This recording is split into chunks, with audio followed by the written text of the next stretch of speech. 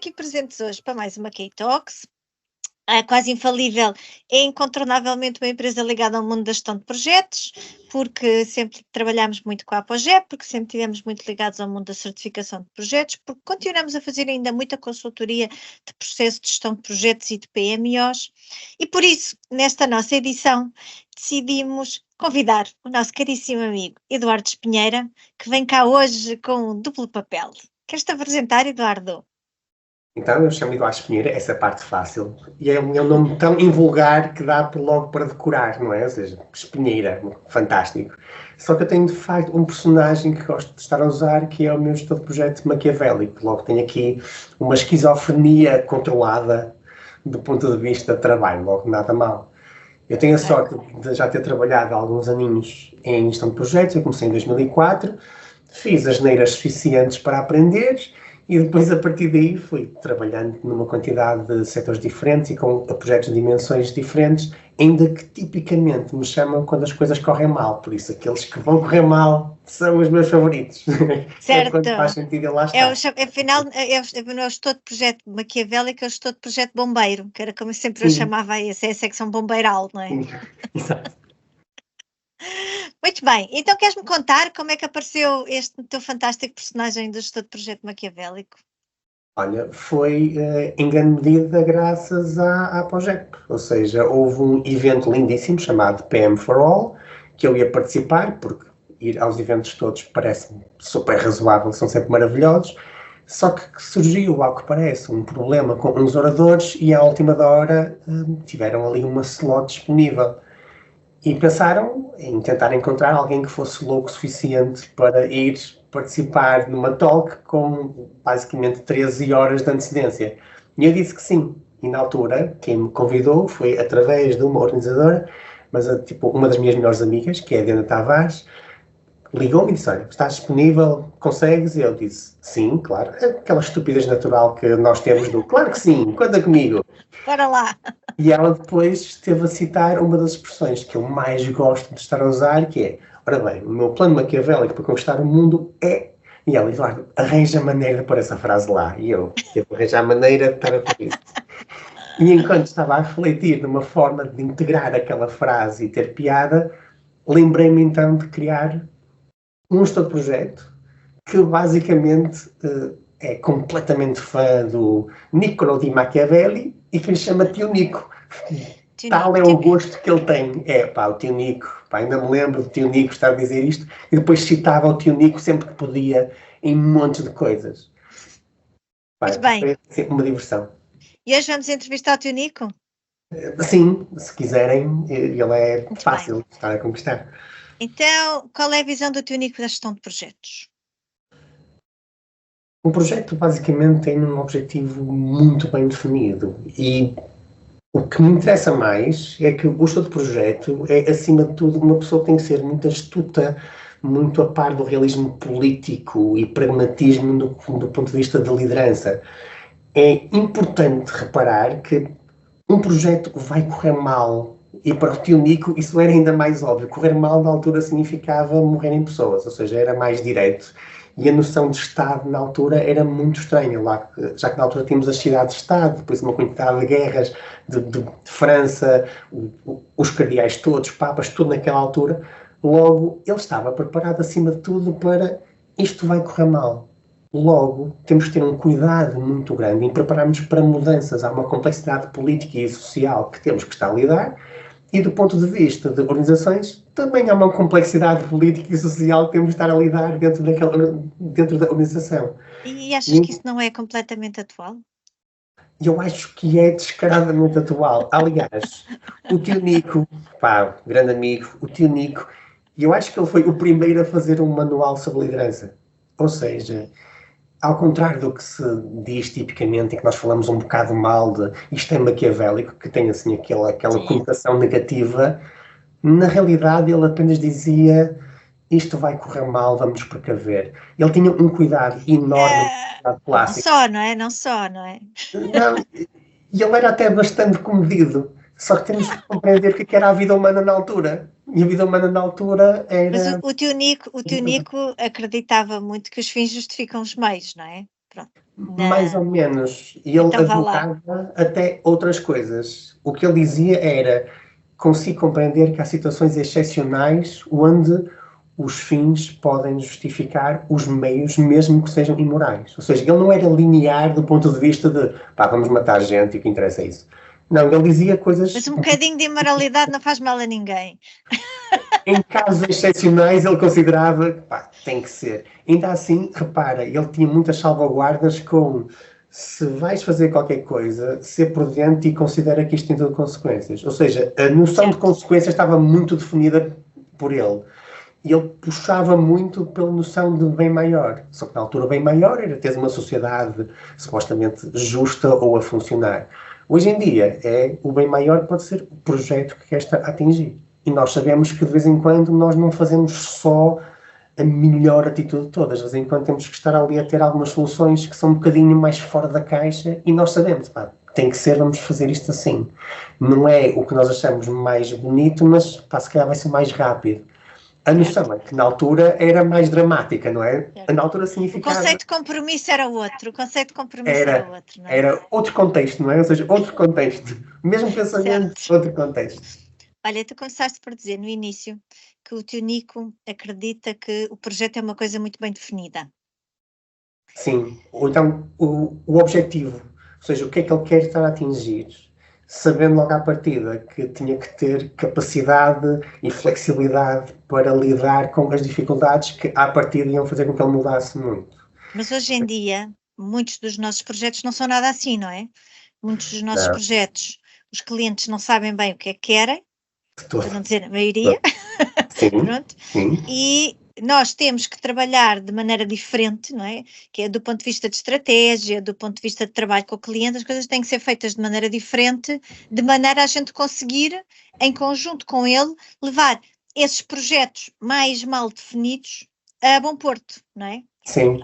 A questão que me incomoda mais na gestão de projetos hoje em dia é que algumas pessoas, quando começam nesta área, acreditam que o cliente vai estar sempre disponível e que acerta logo em tudo que vai estar a pedir.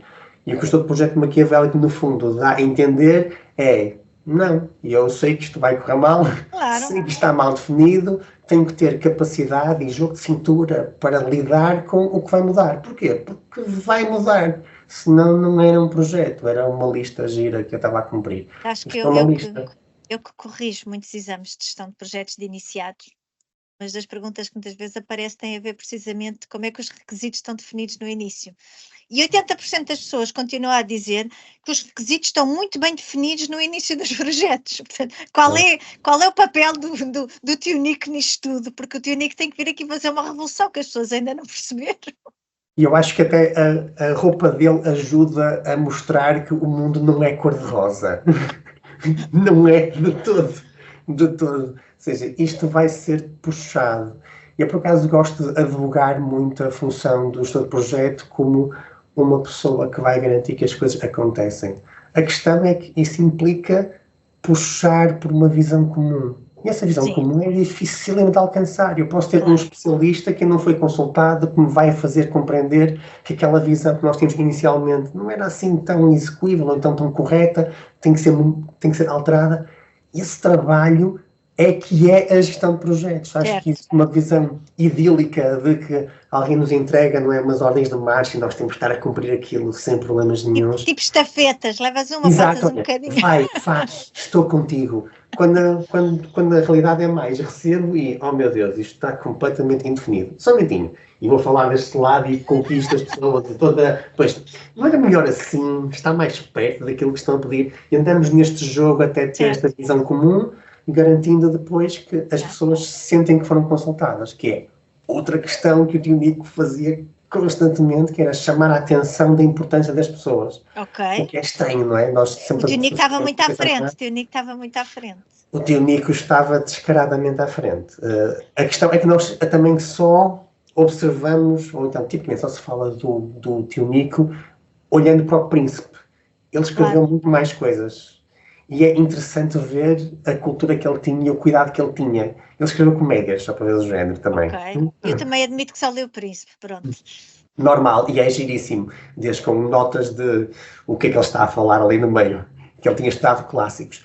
Só que, acima de tudo, a forma como ele tenta explicar a importância das pessoas é estranha, porque parece mais cuidadosa do que de vez em quando nós ouvimos hoje em dia. E estamos a falar de uma pessoa que já tem uns séculos jeitosos.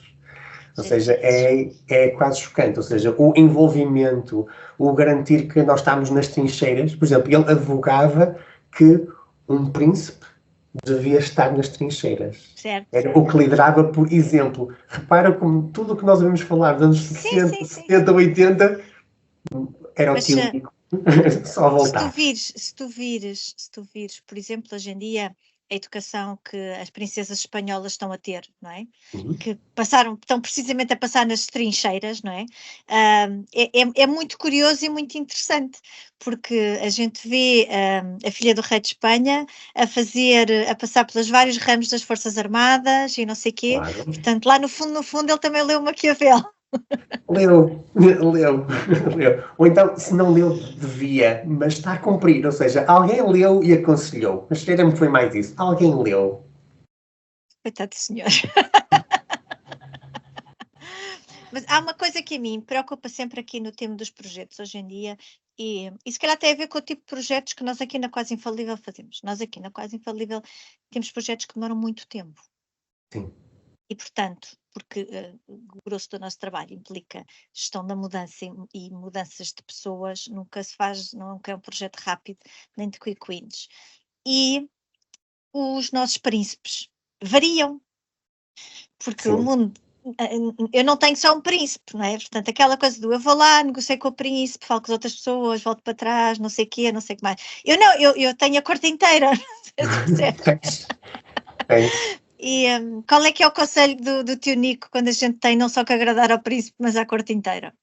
Ele tinha uma forma de estar a envolver as pessoas muito engraçada, que ele dizia que nós devíamos estar a ouvir mais de baixo do que de cima, garantindo que os de cima sentiam que tinham sido ouvidos. O que é engraçado, ou seja... Isso é engraçado, de facto. Uma gestão de stakeholders muito interessante, ou seja, ele sabia que o poder estava na rua. E por isso ele falava muito sobre...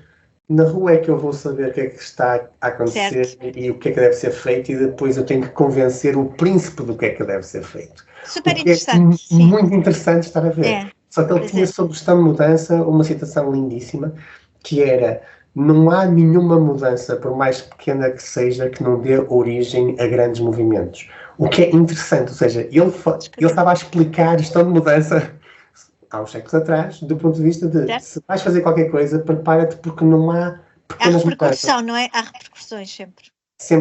Sempre.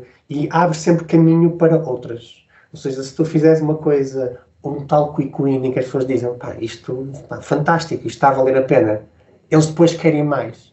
E há uma necessidade, há uma vontade de mudança. Ele também chamava a atenção que, a partir do momento em que tu consegues estabelecer que vai haver uma mudança, consegues agregar junto de toda a gente uma vontade de mudança. Ou seja, às vezes torna-se fácil depois falar mal do que acontecia. Ou seja, é interessante. Exceto o pai da criança, não é? O pai da criança tem sempre dificuldade. Só conseguia isso de forma da criança. Ele dizia, era fácil incitar uma revolta quando as pessoas sentem que a maré já está a começar a mudar. Certíssimo, sim. Exatamente. Ele sentia que era, se começarem a sentir que está aí devagarinho para o outro lado, de repente o povo que amava aquele rei, de repente já só pensa no próximo. O que é interessante, ou seja, eu acho que ele deve estudar Sociologia e Psicologia de Multidões, no fundo. Sim, eu acho que sim. Muito bom. Muito sim, é bom. Muito bem. E tens aplicado muito o estudo de projeto maquiavélico nos teus projetos? Uso acima de tudo para fazer analogias, ou seja, quando estou a dar uma explicação a alguém de porque é que nós estamos a fazer qualquer coisa, há situações que são muito engraçadas. Ou então chamo a atenção de detalhes de manter a moral, manter a lealdade, até aquela expressão famosa do mais vale ser temido do que amado, é completamente tirada fora de contexto. Ele dizia, o ideal é ser os dois. E o temido, ele falava mais de respeito. Só que numa organização o que tu queres é, esta pessoa não é respeitada apenas por hierarquia, não, ela é respeitada porque é um especialista daquilo, porque sabe cuidar das pessoas que estão ali à volta, ou seja, esta esta noção de lealdade é muito engraçada. E admito que brinco um bocadinho com quase a visão antagónica que há do gestor de projeto maquiavélico e estar a mostrar que o Maquiavel era um líder de pessoas e estava a tentar garantir que outras pessoas compreendiam também como é que funcionava a liderança. Há até interpretações lindíssimas sobre porque é que ele escreveu daquela maneira e, porque é que escreveu, e para quem é que era. E há uma teoria de que diz que o livro não era para os Medici. O livro era para o povo compreender como é que as coisas deviam ser feitas e como É é que elas... estranho que o povo não lia nessa altura, não é? No entanto, foi escrito em latim popular e não em num latim erudito, como era suposto ser para as cortes. Ou seja, ele pôs de uma forma assim mais... alguém vai conseguir ler isto ao longo do tempo. Isto vai semear e um dia vai dar fruto. É. Um dia o Eduardo e a Margarida vão estar a falar sobre mim e só isso já vai valer a pena. Exatamente, eu vou ficar gravado para sempre. Para sempre, para a posteridade. Mas no fundo, agora em jeito de conclusão, a palavra maquiavélico tem sempre uma conotação negativa, não é? Sempre. Portanto, acho engraçado e gostei imenso de aprender imensas coisas sobre as outras. Fiquei com curiosidade de buscar mais sobre coisas que o Maquiavel escreveu. Mas eu também não tenho nada contra a palavra maquiavélico. Isso só significa que ele era uma pessoa que preparava as suas negociações, Exato. Sabia o poder da preparação, não é? Portanto, é mais bonita aquela coisa de o sucesso é 99% transpiração e 1% inovação, em vez de dizer que com uma boa negociação bem planeada a gente atinge melhores resultados, não é? Mas eu acredito plenamente que quando a gente diz maquiavélico, por um lado, eu concordo que é negativo, mas por outro, do ponto de vista de gestão, significa que há ali um investimento de tempo e de esforço, de um trabalho, de preparação para atingir um determinado fim, não é? É isso mesmo, ou seja, o Maquiavel na altura compreendia que tinha gente que tinha quase um faro político para fazer coisas. Certo. Só que ele não confiava que as pessoas nasciam com faro político e por isso dizia, olhem, os outros podem ter o faro que eles quiserem e eu vou trabalhar o meu. E por isso, ser maquiavélico era, eu planeei. Sim, exatamente. Não, porque voltando um bocadinho às nossas formas de trabalho modernas, não é? Uma das coisas que eu não gosto no Agile, e já trabalho em Agile há muitos anos, é a capacidade da gente se afastar do objetivo um dia de cada vez. Sim. Pronto, e porque o problema dos pequenos incrementos, é que tu todos os dias podes dar um passo em direção ao Algarve quando o teu objetivo era ir ao Porto, não é? Pronto, tanto aqui como eu na capital do Império, pronto, e uma pessoa não nota, não é? Que começa a andar assim um bocadinho para o lado e tal, vai até Santarém, depois de repente começa a virar a sul e de repente está a virar a sul, um dia de cada vez, sem ter uma visão mais global da estratégia que temos que ter e do caminho do início e do fim, não é? E por isso é que... Agile, tipicamente. Mas lá está, é uma questão de formalização, ou seja, se houver um trabalho de facto bom, a visão comum é que pode começar a apontar um bocadinho mais para o Algarve do que para o norte. E por vezes é isso que se quer, não é? A questão de criar valor constantemente, que é puxado pelo Agile, também tem alguns defeitos, além desse, e eu acho que nós vulgarizamos muito a questão dos pequenos incrementos, mas não vulgarizamos a importância de definir o real valor dos pequenos incrementos. Certíssimo. E é o que diz, ou seja, as pessoas estão a tentar calmamente estar a criar valor sem de facto o confirmar. Dizem, não, tudo que eu vou fazer, isto vai ser ágil. Claro. Eu sempre tentei pôr as equipas a fazerem benefits analysis quando querem fazer priorização, não é? O que é que de facto traz mais... O chavão do criar valor estou contigo, é um chavão e depois as pessoas usam... Mas depois quando a gente quer que eles corporizem, mas esta funcionalidade vai valer quanto dinheiro às pessoas, não é? De facto, quais são os benefícios que tiramos daqui para além de fazer 3 cliques e uma consulta, não é? Pronto. Sabes que a minha piada normal é cria valor, sim, só que de vez em quando é negativo. Cria sempre valor. A questão é que pode ser negativo. Nós estamos a fazer aqui uma análise de valor e, infelizmente, se eu não estiver a escolher bem, eu estou a escolher coisas que trazem um valor negativo, ou seja, estão-me a afastar do meu objetivo. Exatamente. Eu tenho que estar a recordar constantemente qual é que é o objetivo. E aceitar, isto também custa um bocadinho, e aceitar que há projetos cujo objetivo está sempre em movimento e outros que, graças a Deus, por uma circunstância qualquer, está muito fixo. E por isso, não é eu vou usar isto e vai ter sempre sucesso. Não, há projetos ágeis que não deviam ser ágeis, deviam ser uma abordagem clássica simples. Não estraguem. Se eu sei o que é que estou a fazer, mantenham. Agora, se eu vou ter que ter mais agilidade, tem que ser de facto mais maquiavélico. Dá trabalho ser ágil. Dá trabalho ter capacidade para lidar com uma coisa. A negociação é constante, não é? Uma das coisas que eu acho que ainda se ensina mal, não é? Ensina-se muitos VARs e muitos TARs e muitas contas e muito não sei o quê, mas não se ensina um princípio básico que a negociação é a base de tudo o que tu consegues na gestão de projetos. E as negociações têm que ser planeadas, têm técnicas, e a pessoa tem que ir para lá preparada, tem que saber todos os pontos e todos os caminhos, e isso é uma coisa que eu acho que não é mais uma das componentes da gestão de projeto, quando para mim é de longe a mais essencial. Tu podes ser ótima a gerir budget, mas se tu não conseguires negociar nem com os teus stakeholders, nem com os teus utilizadores, nem com a tua equipa, não levas o projeto a lado nenhum. Deixa-me só complementar um bocadinho essa ideia, que ela é muito rica e ainda pode ser alavancada com nós, na realidade, nós estamos a vender ideias. Ou seja, o teu projeto tem que saber vender uma ideia, porque nós estamos a falar sempre no abstrato. Logo, de repente, quase que valia a pena nós termos formação de vendas, que é para compreendermos que nós estamos a vender conceitos, estamos a vender um cenário, estamos a vender uma visão.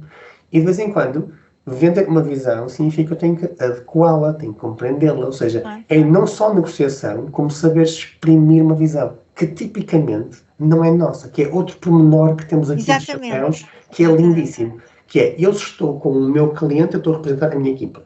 Eu estou com a minha equipa, estou a representar o meu cliente. E esta mudança de chapéus é uma competência que tem que ser trabalhada. Isto não é normal nem é natural. Ou seja, nós temos que estar a saber vender a opinião do outro a quem lá está em cada um dos momentos. Certo. Isso para conseguir ter uma boa negociação. Que eu continuo a achar, e que ainda há muita gente que acredita nisto, que uma negociação é fazer valer a minha opinião. Certo. Fazer valer uma opinião significa que eu sou cego e surdo em relação àquilo que acontece. Isso é a definição de teimosia. Que é, eu quero fazer uma coisa, isto vai acontecer, porquê? Porque eu disse que ia acontecer. E eu, pronto, ok, isso é espetacular. Para crianças, para adultos, e quando estamos a falar de dinheiro e de gente e de motivação, desculpa, mas não pode ser assim. Claro. E uma das coisas que eu também tento sempre ensinar às pessoas é, quando vais para uma negociação, o que é que estás disposto a dar em troca? Exato. É isso. Qual é que é a margem para falarmos? O que é que eu tenho para te dar em troca para tu me dares aquilo que eu quero, não é? E isto é uma regra básica que todas as nossas equipas têm que fazer connosco, não é? E nós com os nossos clientes. Porque as nossas equipas, quando falam connosco, também não vêm em processo negocial. O que é que elas dão em troca quando querem um aumento? Não, elas só querem um aumento, não é? Claro. E nós, os nossos clientes, queremos que eles entreguem os documentos revistos, mas e o que é que a gente lhes dá em troca? Nada, não é? Só queremos dizer, quando é que isso está pronto? E eles connosco, e por isso nada disto são negociações, e eu acho que aqui há muito trabalho de ensinar negociação muito mais cedo na vida, na vida. Eu acho que nós devemos de vez em quando estar a matar saudades de práticas marroquinas como estar a negociar coisas, porque apesar de ser quase uma prática que nós achamos que é quase turística, na realidade o que estás a tentar chegar é uma visão de valor comum, ou seja, e criar relação, e vai ser interessante para ti. Exatamente. Logo deixa ver. Não, e aquele processo, não é? O processo demora tempo, porque a pessoa que está a vender quer-te conhecer um bocadinho melhor, para além de te dar um preço, não é? Exatamente. Eu tive experiências deliciosas quando fui a Marrocos, e uma delas foi quando entrei para comprar uma daquelas gilabas, aquelas túnicas lindíssimas tradicionais, e ele fez-me sentar e ofereceu-me chá, e disse, vamos então falar. Isto é um processo negocial, repara, não é? É isso, ou seja... Tal como nós ocidentais nos sentamos à mesa, não é? Vamos tomar um café, não é? Quando a gente quer uma grande negociação vamos tomar um café, vamos almoçar. Porquê? Porque num ambiente mais descontraído é mais fácil a gente negociar coisas. Porque somos dois humanos a falar e começamos a tentar encontrar interesses comuns e estamos só a tentar tratar de uma gilada que estava a pendurar. Exatamente. Piada. Não, isso é engraçado. Mas queres lutar porquê? E depois a falar sobre os meus traços, depois eu tinha a falar sobre os costumes que eu tinha reparado neles, a ter uma corrigir em algumas coisas, tive a aprender outras, e a partir daí passou a ser uma pessoa com quem tinha uma relação suficientemente honesta para conseguir ter uma negociação. É que nós perdemos quase esta lógica de o que é que nós fazíamos. Pois perdemos. Até os cumprimentos, não é? Os cumprimentos eram uma forma de eu confirmar de que as pessoas não tinham nada escondido nas mãos e que estavam com a mão vazia para cumprimentar outra pessoa, não estavam com uma arma. Ou então aqueles brindes que era vamos beber o mesmo líquido, já que num brinde o objetivo era a troca de líquidos entre os dois. Que é, se o teu tiver algum problema, eu também vou ter. É uma partilha. E nós hoje em dia, não é? Agora somos muito mais delicados a fazer tchim-tchim. Não, e nós agora, depois do Covid, já ninguém toca em ninguém. Não, mesmo livre, não é? Pode acontecer qualquer coisa. Eu já me habituei no norte da Europa, porque eu sou aquelas pessoas que gostam de pôr a mão no ombro das pessoas, que eu sou muito baixinha. Eu sou muito baixinha. E para além disso, por facto de ser pequenina, para falar às pessoas dá-me jeito de fazer assim. E a quantidade de pessoas ao longo da minha vida que se tolheram todas, quando aqui a pequenina com 1,5 metros expôs uma mão, lhes tocou, pura e simplesmente lhes tocou. Sim. É uma coisa que para nós latinos é estranhíssima, não é? Estranhíssima.